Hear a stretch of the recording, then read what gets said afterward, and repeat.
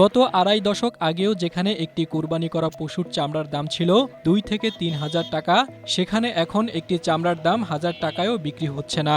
অথচ প্রতি বছরই বাড়ছে চামড়ার তৈরি পণ্যের দাম।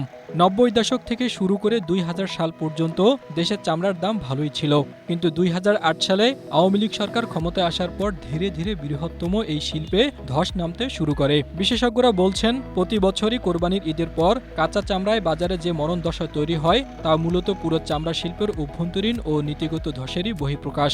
এর প্রধান কারণ অপরিকল্পিত ট্যানারি স্থানান্তর, পরিবেশগত কমপ্লায়েন্স অর্জনে ব্যর্থতা এবং বাজার সিন্ডিকেটের কারণেই এই জাতীয় সম্পদ বর্জ্যে পরিণত হচ্ছে। এছাড়া কাঁচা চামড়ায় বড় পরিবর্তনের ক্ষেত্রে অভিযোগের তীর ট্যানারি মালিক ও আড়তদারদের সিন্ডিকেটের উপর। চামড়ার বাজার ধসের পেছনে ট্যানারি মালিক ও বড় আড়তদারদের একটি শক্তিশালী সিন্ডিকেট কাজ করছে। আড়তদাররা ট্যানারি মালিকদের কাছ থেকে বকেয়া টাকা না পাওয়ার অজুহাতে মৌসুমি ব্যবসায়ীদের কাছ থেকে নামমাত্র মূল্যে চামড়া কেনেন। অন্যদিকে নগদ টাকার তীব্র সংকট এবং ব্যাংক ঋণের অপর্যাপ্ততার কারণে প্রান্তিক ব্যবসায়ীরা সিন্ডিকেটের কাছে জিম্মি হয়ে পড়েন। দৈনিক নয়া দিগন্তের এক প্রতিবেদনে এসব তথ্য উঠে এসেছে।